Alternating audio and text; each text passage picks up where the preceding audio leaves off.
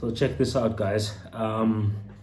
If you're in South Africa, you would have obviously noticed that the discourse over the last few days, I think from the 11th of March or something like that, has been about the issue of the VAT. And actually, the issue of the VAT increase that is proposed is, highlighting the deep systematic challenge that we have as a country. So here's what we're having. Our GDP is growing at around 1 or even less than 1%. At the very same time, our debt is actually growing at an alarming rate.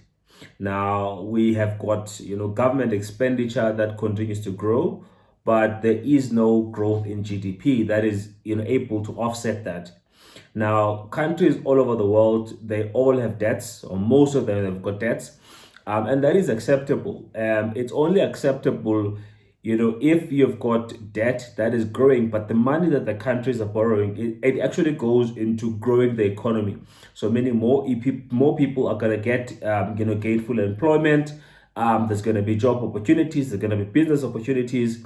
That's the only time actually debt is acceptable. That is why nobody would have a problem if countries are borrowing money for infrastructure development, because that then creates a whole new economic spin-offs for the rest of the country. But if money is being borrowed, but then the money that's being borrowed, it's actually misspent, it goes into the pockets of politicians. It does not really go into the economy and help and stimulate the economy and cause it to grow. Of course, this then creates problems long term, where right now we're actually spending a chunk in South Africa, that is spending a chunk of our money that the government is actually collecting on servicing debt, which really puts the country in a chokehold, So we're really in a precarious situation. There's many discussions and proposals and suggestions as to where the money can basically come from for the country. Some even proposing that there should be more corporate tax and whatever. Some are, calling for the wealth tax and whatever the case is.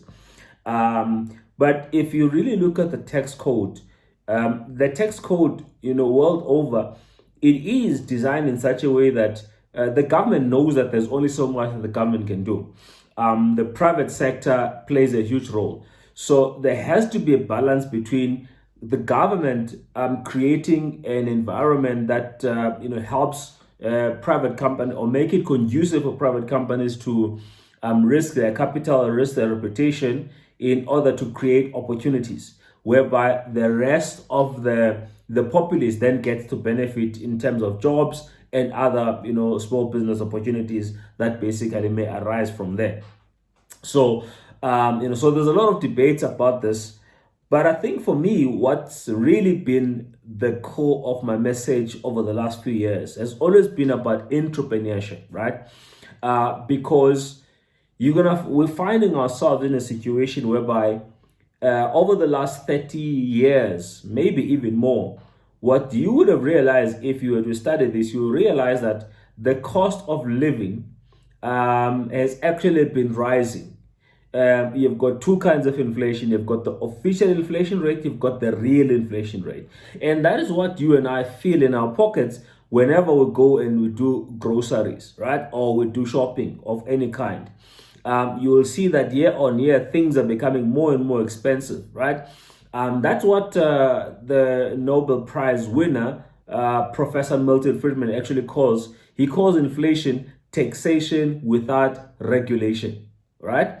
So because the governments are actually directly involved, they do have a way of actually reducing inflation. Okay, and one of those ways is how they handle money printing. So excessive money printing, or borrowing actually leads to inflation. So, but the crux of the matter is that the cost of living has been rising, but the income levels have actually been remaining the same.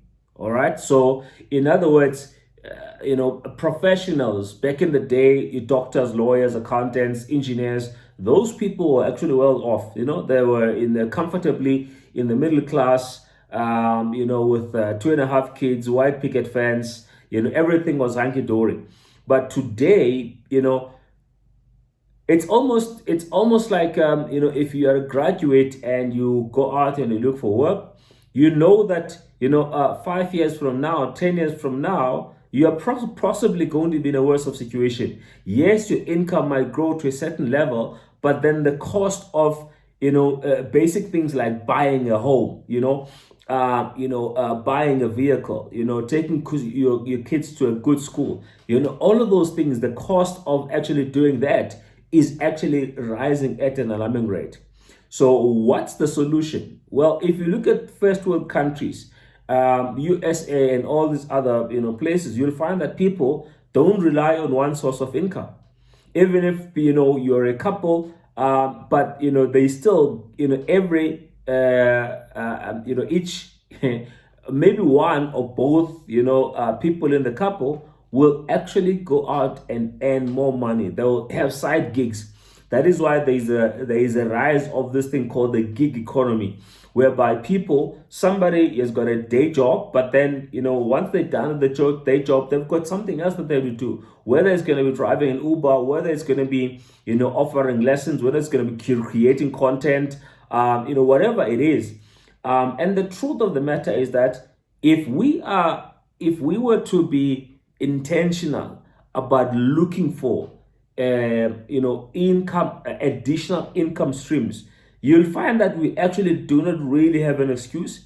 You'll find that there's actually multiple ways out there that people can earn an income. So that is why I've been and you'll get people saying, can we all be entrepreneurs?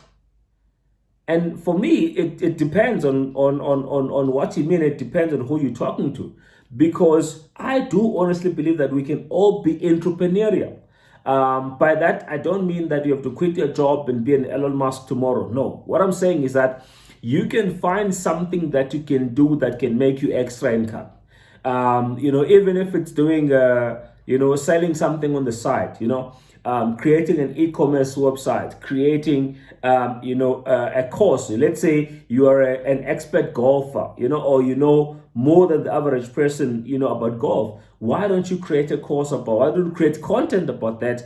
And then later on, you can then create a course. So there's so many different ways. If you're into health and fitness, how many side income opportunities are out there in that particular field of health and fitness. Whether you're going to be promoting Herbalife or whatever, network marketing, you'll find that you can basically create a decent side income, promoting that kind of a lifestyle, and promoting supplements that basically help with that kind of a lifestyle.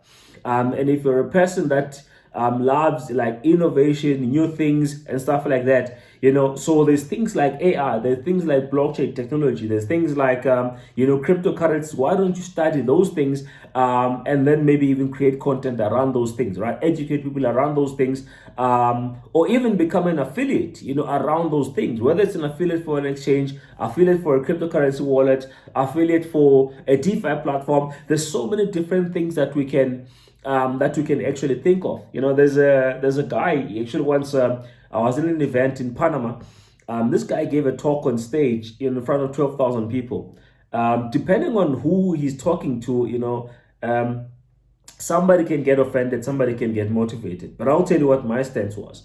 He says, today, in this day and age, if you're not earning 6 or 7 figures, it's basically your fault, because all the tools, all the systems are out there, available in the open. It's just obviously they're gonna fall in your lap. You have to go and look for them, but they're out there. And he's actually speaking the truth. I only have myself to blame. I'm not living where in the life that I really, really want to live. I'm not really where I want to be. Of course, I've come a long way from where I used to be, but I cannot blame anyone. I cannot blame the government. They will do what they have to do. But I have to worry about my economy, the economy that's happening in my household. And I'm in control of that one, So I have to then look for ways and means to create additional income sources, right? So I even wrote this book, right, called the 21st Century Business Model. If you really read the first two chapters here, all I'm doing is I am actually arguing that my point that I made earlier, and that is the income levels have remained the same, but the cost of living has actually been rising higher and higher. What's the solution? Let's be entrepreneurial. What do I mean by that? There's so many different things we can do that we can use to actually earn additional income.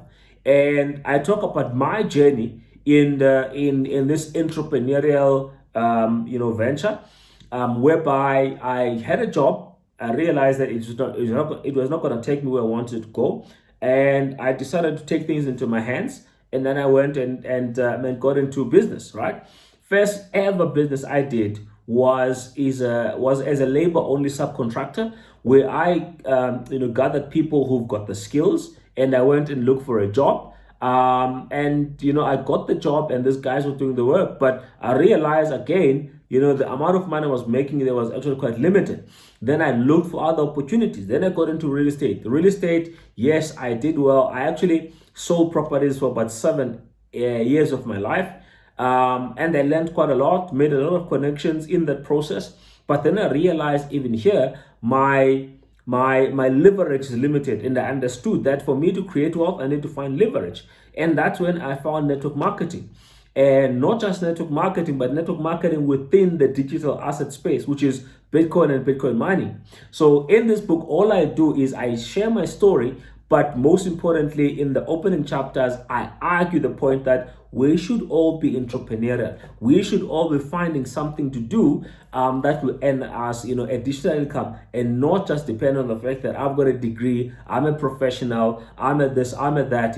If you are at this and at that, and it's not working out for you, why are you going to be stubborn and not do something about, adding? One of the things, one of the things that really stood out for me, I can remember this. This was in 2009. A lecturer who was giving a speech on our graduation ceremony. This guy said something profound. He said, as you leave this place, which is university now, you're going into the world of work.